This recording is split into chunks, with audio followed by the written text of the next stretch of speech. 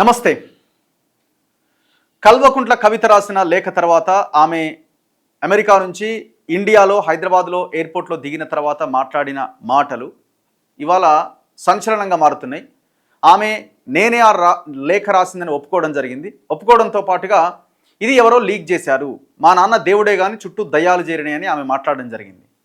So దీని తర్వాత ఇటు బీఆర్ఎస్ వైపు నుంచి ఎలాంటి రియాక్షన్ వస్తుందేమో అని వస్తుందని ప్రజలంతా ఎదురు చూస్తున్నారు. కానీ ఇంతవరకు ఆ పార్టీ నుంచి ఎలాంటి రెస్పాన్స్ లేదు. రేవంత్ రెడ్డి మీద ఒక ప్రెస్ మీట్ పెట్టే క్రమంలో రేవంత్ రెడ్డి ఈడీ కేసు అని లేకపోతే ఈ నేషనల్ హెరాల్డ్ కేసుకి సంబంధించిన విషయాన్ని మాట్లాడుతూ కేటీఆర్ కొద్దిసేపటి క్రితం కవిత లెటర్ మీద కొన్ని వ్యాఖ్యలు చేయడం జరిగింది. సో ఏం మాట్లాడాడు కేటీఆర్ అన్నది ఇక్కడ మనం గమనించవచ్చు. ఆయన మాట్లాడిన మాటలకి జరుగుతున్న దానికి ఏమైనా పొంతనుందా, కవితని ఏ రకంగా కౌంటర్ చేశారన్నది ఇక్కడ చాలా కీలకం.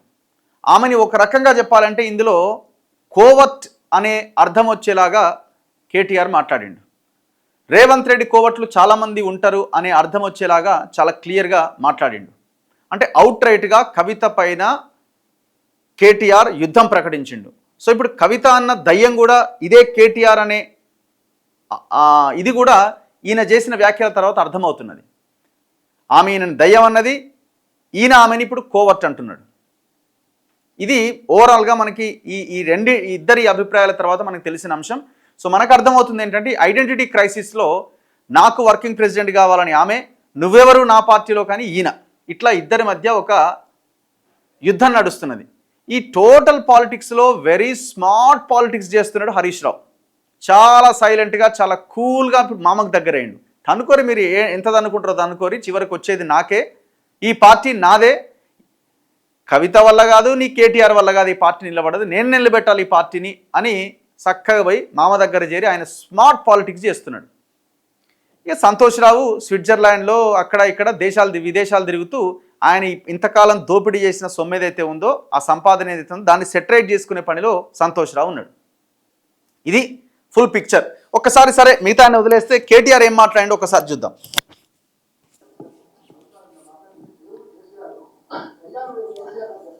బ్రదర్, మీకు ఒక మాట, ఇంత ఇంపార్టెంట్ ఇష్యూ చెప్తే నువ్వు దేవుడు దయ్యం అనబడుతుంది. ఇప్పుడు ప్రస్తుతం మాకు తెలంగాణకు పట్టిన దయ్యం మాత్రం రేవంత్ రెడ్డి. ఆ రేవంత్ రెడ్డి అనే దయ్యాన్ని ఎట్లా వదిలించాలా అనేది మా తాపత్రయం. ఇప్పుడు మరి మీ చెల్లె అంటుంది కదా, మా పార్టీకి పట్టిన దయ్యం మా అనే రీతిలో ఆమె వ్యాఖ్యలు కనిపిస్తున్నాయి. సరే, తెలంగాణకు పట్టిన దయ్యం రేవంత్ రెడ్డి అయితే వదిలిస్తారు, ఎందుకంటే కేసీఆర్ని వదిలించలేదా? కేసీఆర్ దయ్యంలాగా పట్టేస్తే, తెలంగాణకి శనిలాగా పట్టేస్తే వదిలించుకోలేదా? రేపు పొద్దున కూడా అదే జరుగుతుంది ఒకవేళ ప్రజలు దయ్యం అనుకుంటే. కానీ మా పార్టీకి పట్టిన దయ్యం నువ్వు అని కవిత అంటున్నట్టు ఆమె వ్యాఖ్యలు కనబడుతున్నాయి. ఎందుకంటే ఆమె వ్యాఖ్యలు చేసినప్పుడు అనిపించలేదు, కానీ నువ్వు ఇప్పుడు స్టేట్మెంట్స్ ఇచ్చిన తర్వాత చాలా క్లియర్ కనబడుతున్నది. మీ చెల్లె రాసిన లెటర్ని చాలా లైట్ తీసుకుంటూ జర్నలిస్ట్ అడిగిన ప్రశ్నకి దేవుడు దయ్యం అనబడుతుంది ఈ సమయంలో అని అంటున్నాడు. అసలు లెటర్ రాసింది ఎవరు? సొంత మీ చెల్లె, మీ పార్టీ కీలక సభ్యురాలు, ఎమ్మెల్సీ, ఆమె లెటర్ రాసిన తర్వాత ఆ లెటర్కి ప్రాధాన్యత లేదా? ఇంకేమన్నా తొందరపడ అంత యాంగ్జైటీ ఎందుకు, అంత టెన్షన్ ఎందుకు, అంత హడావుడు ఎందుకు? నేను చెప్పేది ఏమంటే, తెలంగాణకు పట్టిన శని కాంగ్రెస్, తెలంగాణకు పట్టిన దయ్యం రేవంత్ రెడ్డి. ఇప్పుడు ఆ దయ్యాన్ని శనిని ఎట్లా వదిలించాలనేది మా టార్గెట్. ఇక మీరు చెప్పే టెన్షన్ ఎందుకే అంతగానో మాట్లాడి రాదు, ఎందుకు అంత ఎగబడుతున్నాం? నేను అనేది ఏమంటే, మీరు ఒకటి గుర్తుపెట్టుకోండి, లోక్సభ ఎన్నికలకు ముందు మేము పార్లమెంటు నియోజకవర్గాల వారీగా సమావేశాలు పెట్టాం, సమీక్ష సమావేశం. ఇక్కడ అసెంబ్లీలో ఓడిపోయాము, ఎట్లా ముందుకు పోవాలని చెప్పి దాదాపు 17 రోజుల పాటు మీరందరూ చూశారు. ఇక్కడే వేల మంది కార్యకర్తలతో కూర్చొని దాదాపు 7, 8, 9, 10 గంటలు వారితో చర్చించాం. ఆ ప్రాసెస్లో చాలామంది డైరెక్ట్గా మైకులో మాట్లాడిన వాళ్ళు ఉన్నారు, కొంతమంది చిట్టీల మీద రాసిచ్చిన వాళ్ళు ఉన్నారు, కొంతమంది కేసీఆర్ గారికి ఉత్తరం అందించండి అని చెప్పి ఉత్తరాలు ఇచ్చిన వాళ్ళు ఉన్నారు. కాబట్టి మా పార్టీలో we encourage open culture, democracy కాబట్టి, డెమోక్రాటిక్ పార్టీ కాబట్టి, ప్రజాస్వామిక స్ఫూర్తి ఉన్న పార్టీ కాబట్టి, మా పార్టీ అధ్యక్షుల వారికి ఎవరైనా సూచనలు చేయాలనుకుంటే ఉత్తరాలు రాయవచ్చు. ఇంత దొంగ మాటలు ఈటల రాజేందర్ ఆయన కూడా ఓపెన్గానే చెప్పిండు కదా, ఈటల రాజేందర్. మరి మెడబట్టి అవతలకి గంటలే ఈటల రాజేందర్ ఒక్కడేనా? ఈటల రాజేందర్ అంటే ఇంకొంత బలమైన నాయకుడు కాబట్టి ఆయన బయటకు వచ్చింది. బయటికి రాని నాయకులు ఎంతమంది మీ పార్టీలో? ప్రశ్నించిన వాళ్ళకి అసలు ఎంట్రీ ఉందా? నీ ఫామ్ హౌస్లకు ఎంట్రీ ఉందా? మీరు ఏమైనా మాట్లాడతారా? మీరు ఏమైనా అపాయింట్మెంట్ ఇస్తారా? ఎంతమందిని అట్లా నెట్టేసిరు? ఈయనంటే ఓపెన్ కల్చర్ ఉందట, ఈయనంటే ప్రజాస్వామ్యం పరిడవిల్లుతున్నదట ఈయన పార్టీలో. లెటర్లు రాయడం కామనే అట. అసలు ఆ లెటర్లో ఉన్న థీమ్ ఏంటో చెప్పు ఫస్ట్. ఆ లెటర్లో ఉన్న థీము దాని గురించి మాట్లాడు. చేత కాదు. అదేదో చాలా గొప్ప విషయం అన్నట్టు మీరందరూ అంత బాధపడిపోవాల్సిన అవసరం ఏం లేదు. నేను అనేది ఏమంటే మా పార్టీలో డెమోక్రసీ ఉంది కాబట్టి గొప్ప విషయం కాదయా బాబు, నీ పార్టీని ఆగం చేసే విషయం అది. గొప్ప విషయం అని అసలు గొప్ప అనే పదం ఎందుకు వాడినారు అక్కడ? అదేదో మీరేదో గొప్ప విషయం అనుకుంటున్నారు అని. పార్టీ అధ్యక్షుల వారికి మా పార్టీ నాయకులు ఎవరైనా సరే అప్పుడప్పుడు సూచనలు సలహాల రూపంలో లిఖితపూర్వకంగా ఇవ్వచ్చు, ఓరల్గా ఇవ్వచ్చు, రకరకాలుగా ఇవ్వచ్చు. అట్లాగే నేను ఒక మాట మాత్రం చెప్తాను, మనం ఎవరైనా సరే పార్టీలో ఏ హోదాలో ఉన్నా కొన్ని విషయాలు అంతర్గతంగా మాట్లాడాల్సిన విషయాలు అంతర్గతంగా మాట్లాడితేనే బాగుంటుంది. పార్టీ ఫోరమ్స్ ఉన్నాయి, అధ్యక్షుల వారితో కలిసే అవకాశం ఉంది, లేదా ఆఫీస్ బేరర్స్ ఉన్నారు, కలిసి చెప్పుకునే అవకాశం ఉంది. కాబట్టి అంతర్గతంగానే కొన్ని విషయాలు మాట్లాడితే బాగుంటుంది. అది అందరికి వర్తిస్తుంది, వీళ్ళకి వాళ్ళకని కాదు, అందరికి వర్తిస్తుంది. తప్పకుండా ఎవరమైనా ఒకటే, ఈ పార్టీలో అందరం కార్యకర్తలమే, అందరికీ కూడా ఇదే సూత్రం వర్తిస్తుంది. కాబట్టి మీరు కూడా దయచేసి ఇంత ఇంపార్టెంట్ ఇష్యూ మాట్లాడితే, సో ఒక రకంగా చెప్పాలంటే నోరు మూసుకో అనేటట్టుగా చెప్పేసిండు. నువ్వు ఎంత మాట్లాడినా గంతే, నువ్వు వచ్చి ఇంటర్నల్ ఫోరంలో మాట్లాడుకో, బయటికి రాకి లెటర్లు రాయడం అన్నది తప్పు అని అన్న చెల్లెకి చెప్తున్నాడు వెరీ క్లియర్గా. ఇప్పుడు ఈయన చేసిన వ్యాఖ్యలని ఆమె డైజెస్ట్ చేసుకుంటుందా లేదా అంటే ఆమె డైజెస్ట్ చేసుకోలేదు. నేను అనుకోవడం ఇవాళ సాయంత్రమా మరి రేపా, ఎందుకంటే అమెరికా నుంచి ఇక్కడ జర్నీ అని అంటే అక్కడ రాత్రి అయితే ఇక్కడ పగలుంటే అక్కడ రాత్రి, కాబట్టి కొంత గ్యాప్ ఉంటుంది. గ్యాప్ దాన్ని ఏదో అంటారు కదా. సో ఆ గ్యాప్ వల్ల ఆమె ఇవాళ రెస్ట్ తీసుకోవచ్చు. మరి అయితే ఇవాళ సాయంత్రం మాట్లాడాలి, రేపు మళ్ళీ పొద్దున మళ్ళీ ప్రెస్ మీట్ పెట్టాలి. ఏదో ఒకటైతే బలమైన కౌంటర్ కేటీఆర్కి ఇవ్వబోతున్నది. ఆమె ఊరుకోదాం, ఎందుకంటే ఆమె చాలా మొండి. ఆమె తను అనుకున్నది సాధించడానికి అది అవుతుందో కాదో, అర్హత ఉందో లేదో పక్కన పెడితే ఏదో ఒకటి చేయడానికి అయితే ప్రయత్నం చేస్తుంది. ఈయనకు మాత్రం ఉంటుంది. అయితే దీని మళ్ళీ మీరు, నాకు తెలుసు మీ సంగతి, you are intelligent, unfortunately I'm also intelligent. కాబట్టి నేనేమంటానంటే మీరు ఏం పెడతారో, మీరు ఏం బిడ్డింగ్ పెడతారో తెల్లారు నాకు తెలుసు, మీ బాధలు కూడా నాకు తెలుసు, మీ మేనేజ్మెంట్లో ఉండే అవస్థలు నాకు తెలుసు, రేవంత్ రెడ్డి గారి ఒత్తిళ్లు తెలుసు.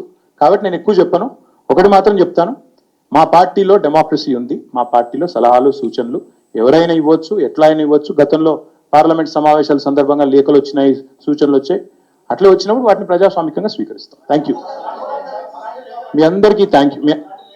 నేషనల్ హెరాల్డ్ విషయంలో ఏమైనా అడగదలుచుకుంటే బ్యాక్ టీవీ కానీ ఇంకో టీవీ కానీ అడగచ్చు. బిగ్ టీవీ వాళ్ళని అంటున్నాడు, బ్యాక్ టీవీ అని బిగ్ టీవీ వాళ్ళు అంటున్నాడు. ఎందుకంటే వాళ్ళే కవిత లెటర్ని ఫస్ట్ బ్రేక్ చేశారు. సో అందుకే వాళ్ళు కాంగ్రెస్ వాళ్ళ టీవీ అని అర్థం వచ్చేలాగా బ్యాక్ టీవీ అని మాట్లాడుతున్నాడు. నేషనల్ హెరాల్డ్ విషయంలో ఏమైనా మాట్లాడదలుచుకుంటే మాట్లాడండి, చెప్తాను. మిగతా విషయాలు ఆల్రెడీ నేను చెప్పాను, అంతకంటే మాట్లాడం. మేము దొంగలం కదా, మేము మాట్లాడం, మేము దొంగతనమే చేస్తాం. మేము మా విషయాలు మాట్లాడడం, అవతల మీద ఏదన్నా చిన్న పాయింట్ వస్తే దాని మీద మాట్లాడతాం. మరి మా మీద వచ్చిన వాటిని మాత్రం మేము మాట్లాడం. అసలు అట్లా కుదరదు, చెప్పాల్సిన అవసరం. నేషనల్ హెరాల్డ్ విషయంలో, యంగ్ ఇండియా విషయంలో, మీ కుంభకోణం విషయంలో మీకు ఏమైనా అడగదలుచుకుంటే అడగండి. ఓకే, అన్ని పార్టీలో ఉంటారు. రేవంత్ రెడ్డి కోవట్లు ఉంటే ఉండొచ్చు, ఏముంది అందులో. కోవర్ట్స్ విల్ ఎక్స్పోజ్ దెమ్సెల్స్, కొంచెం coverts will expose themselves in due course of time. ఎందుకు తొందర, ఎందుకు చేసుకోవాలి? రేవంత్ ఆయన చాలా క్లియర్గా అంటున్నారు, రేవంత్ రెడ్డి కోవట్లు ఉంటే ఉండొచ్చు, ఖచ్చితంగా వాళ్ళు ఎక్స్పోజ్ అవుతారు, ఏదో ఒక సమయంలో వాళ్ళే ఎక్స్పోజ్ అవుతారు అని చెప్తున్నాడు. అంటే కవిత లెటర్ రాసి తనకు తానే కోవర్ట్గా ఎక్స్పోజ్ అయింది, ఆమె రేవంత్ రెడ్డి కోవర్ట్ అని వేసి పడేస్తున్నాడు. Very clear. ఇంకా మనం అనుకోవడానికి ఏముంది? ఇప్పుడు ఆమెన్న దయ్యమే కేటీఆర్, సింపుల్. ఆమెన్నది ఆయనని టార్గెట్ చేసింది. ఆయన ఈ అంశం మీద మాట్లాడడానికి హెరాల్డ్ కేసును ఒకటి ముందుకు తీసుకొచ్చిండు. అది నిన్న మొన్ననే నమస్తే తెలంగాణ పేపర్లో వచ్చింది. ఇప్పుడు ఇలా ప్రెస్ మీట్ పెట్టిండు. ఎట్లాగో జర్నలిస్టులు ప్రశ్న అడుగుతారని తెలుసు, అందుకు ఇప్పుడు కవిత మీద దుమ్మెత్తిపోస్తున్నాడు. నువ్వు రేవంత్ రెడ్డి కోవర్ట్ అని చాలా ఓపెన్గా క్లియర్గా ఆయన చెప్తున్నాడు. 94,000 కోట్లు ఖర్చు గించుకున్న ఈ మీడియా సంస్థలు ఎంత తాపత్రయం, ఎట్లా వదిలించాలనేది మా తాపత్రయం. ఇంకేమన్నా డెమోక్రసీ కాబట్టి your intelligent, unfortunate. National Herald విషయంలో ఏమైనా మాట్లాడదలుచుకుంటే మాట్లాడండి. Yes, thank you. ఫైనలీ మొన్న కోర్స్ ఆఫ్ టైం, ఎందుకు తొందర, ఎందుకు చేసుకోవాలి? రేవంత్ రెడ్డి కోవట్లు ఉంటే ఉండొచ్చు, ఏముంది. నేషనల్ హెరాల్డ్ విషయంలో, యంగ్ ఇండియా విషయంలో, మీ కుంభకోణం విషయంలో మీకు ఏమైనా అడగదలుచుకుంటే అడగండి. ఓకే, అన్ని పార్టీలో ఉంటారు. రేవంత్ రెడ్డి కోవట్లు ఉంటే ఉండొచ్చు, ఏముంది అందులో. కోవర్ట్స్ విల్ ఎక్స్పోజ్ దెమ్సెల్స్, కొంచెం coverts will expose themselves in due course of time. ఎందుకు తొందర, ఎందుకు చేసుకోవాలి? Very clear. ఇంక ఇందులో మనం మాట్లాడాల్సింది, ఇంకా తేల్చాల్సింది ఏమీ లేదు. అన్న చెల్లి మధ్య ఒక భయంకరమైన భీకరమైన యుద్ధం నడుస్తున్నది. ఇది identity crisis, power war, working president war. మరి ఈ వార్లో కేటీఆర్, కవిత ఎవరు గెలుస్తారు? ఇంకొక వైపున స్మార్ట్ పాలిటిక్స్ చేస్తున్న హరీష్ రావు ఆ పార్టీని లైన్లోకి తీసుకుంటాడా? ఇంతకీ కేసీఆర్ ఆలోచన ఏంది? కేసీఆర్ దగ్గర కంటే చాలా భయంకరమైన డబ్బులు హరీష్ దగ్గర, కేటీఆర్ దగ్గర, కవిత దగ్గర డబ్బులు ఉన్నాయి. మరి ఈ ట్రయాంగిల్ ఫైట్లో ఎవరికి ఆ పార్టీ దక్కుతుంది, ఎవరు నిలబడతారు, ఎవరు ఉండగలుగుతారు అన్నది మనం భవిష్యత్తులో చూడాలి. చూస్తూనే ఉండండి మన తొలి వెలుగు.